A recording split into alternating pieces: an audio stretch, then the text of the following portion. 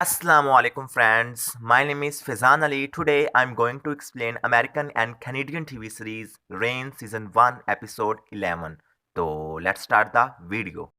Season की 11वीं episode में हेनरी कैथरीन और उसके मेडिचीज मायके वालों के खतूत की वजह से बैश को कैथलिक चर्च के बड़े पोप से तख्त फ्रांस का अगला जानशीन डिक्लेयर करवाने में नाकाम होकर फ्रांस वापस लौटता है और फ्रेंच रॉयल कोर्ट आते ही कैथरीन को अपने रास्ते से हटाने की खातिर नोस्ट्राडामस को सीधा महल की जिंदान में डलवाने के बाद अपने एक पुराने दोस्त और कैथरीन के पुराने खुफिया आशिक यानी रिचर्ड डिलैक्रूक्स, जो बहुत सालों पहले कैथरीन को क्लारिसा की शक्ल में अपनी मोहब्बत का तोहफा देने के बाद कैथरीन के कहने पर एक कत्ल का इल्ज़ाम अपने सर लेकर फ्रेंच रॉयल कोर्ट छोड़कर चला गया था, उसे बज़ाहिरी तौर पर अपने साथ मिलाने के बाद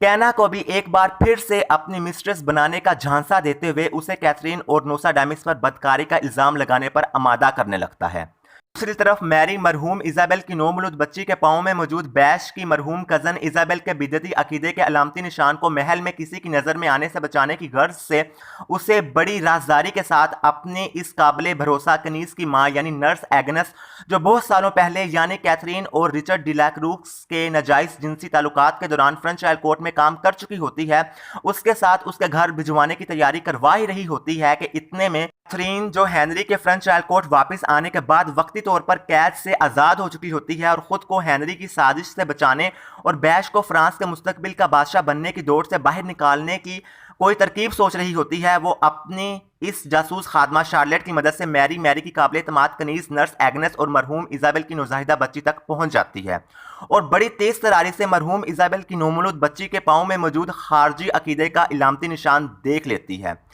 फिर मरहूम इजाबेल की नौमौलूद बच्ची की नर्स एग्नेस के साथ महल से रवानगी के फौरन बाद कैथरीन मैरी की इस काबिल एतबार कनीज के पास जाती है और उसे डराने धमकाने और मामूली सा नुकसान पहुंचाने के बाद इटली से अपने मायके की इस मेडिचीज औरत से सलाह मशवरा करके अपने मेडिचीज सिपाहियों को मरहूम इजाबेल की नौज़ायदा बच्ची के हसूल की खातिर नर्स एग्नेस के घर की तरफ रवाना कर देती है। तीसरी जानिब जब मैरी और बैश को गरीर से कैथरीन के गार्ड्स का नर्स एग्नेस के ताक़ुब में जाने का पता चलता है, तो वो दोनों भी मरहूम इजाबेल की नौमौलूद बच्ची को कैथरीन के मेडिचीज सिपाहियों के हाथ लगने से बचाने की खातिर फौरन महल से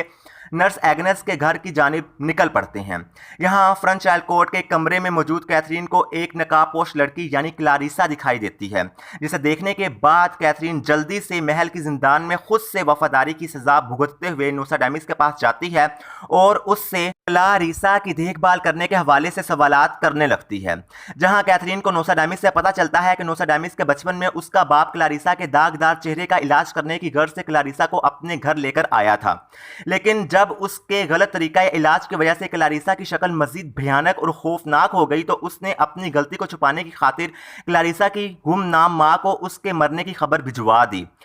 नोस्ट्राडामस की ये बात सुनकर कैथरीन को अपना माजी याद आ जाता है, जिसके बाद कैथरीन डर के मारे हेनरी के पास जाती है और बड़ी हाजिर दमागी से काम लेते हुए उसे बड़े प्रेम से अपनी शादी के शुरू के सालों वाली मोहब्बत और उल्फत की बातें करते हुए वक्ती तौर पर हेनरी के दिल में मौजूद अपना सोया हुआ प्यार जगाने में कामयाब हो जाती है।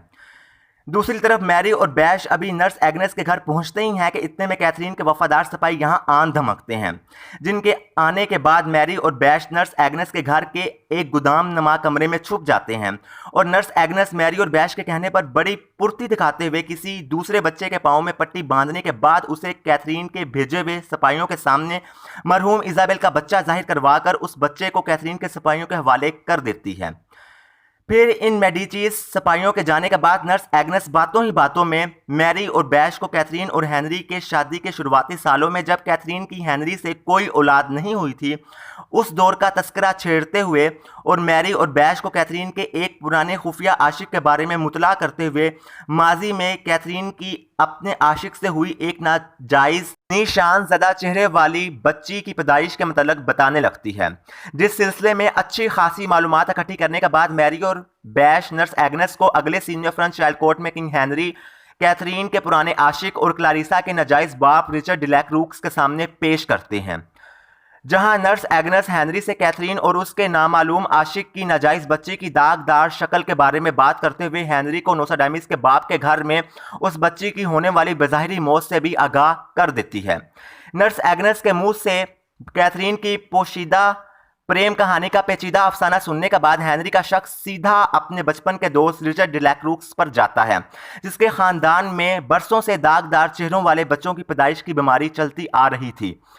इसलिए हेनरी पहले अपने शक की बुनियाद पर अपने गार्ड से रिचर्ड डिलैक्रूक्स की दाढ़ी के बाल उतरवाता है, जो उसने अपना खानदानी विरासती निशान छुपाने की गर्ज से बढ़ाई हुई थी। फिर जब रिचर्ड डिलैक्रूक्स की दाढ़ी के पीछे छुपा उसका दागदार मुंह देखकर हेनरी का शक यकीन में बदल जाता है, तो वो फौरन से इस आस्तीन के सांप को अपनी कैरेक्टरलेस मलका के साथ ज़िनाकारी के जुर्म में महल की जेल में भिजवा देता है।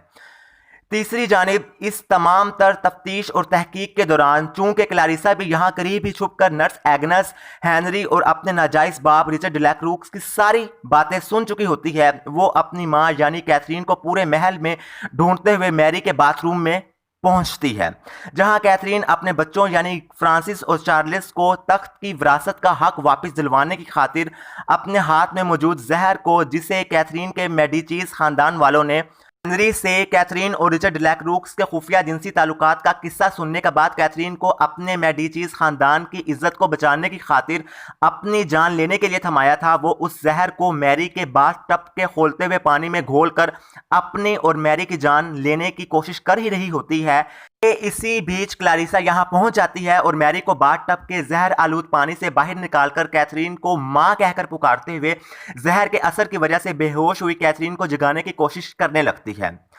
जिसके नतीजे में कैथरीन होश में आती है और क्लारिसा के हैबतनाक चेहरे को देखकर चिल्लाना शुरू कर देती है। कैथरीन की इस हरकत पर क्लारिसा बहुत मायूस होती है और यहाँ से चली जाती है। क्लारिसा के जाते ही बैश और महल के कुछ गार्ड्स भी यहाँ पहुंच जाते हैं और फिर बैश के मैरी को संभालने और मैरी को जहर आलूद पानी वाले टब से बाहर निकालने के दौरान बैश को मैरी से कैथरीन की मैरी को मारने की नाकाम कोशिश का पता चलता है, तो वो गुस्से में आकर अपने सिपाहियों को कैथरीन को महल के कैद खाने में बंद करने का हुक्म दे देता है और ये एपिसोड ख़त्म हो जाती है। तो फ्रेंड्स, ये थी मेरी आज की वीडियो अच्छी लगी तो लाइक, कमेंट और चैनल को सब्सक्राइब करना ना भूलिएगा। अगली बार ड्रामे की 12वीं एपिसोड के साथ हाजिर होऊंगा, तब तक के लिए अल्लाह हाफिज़।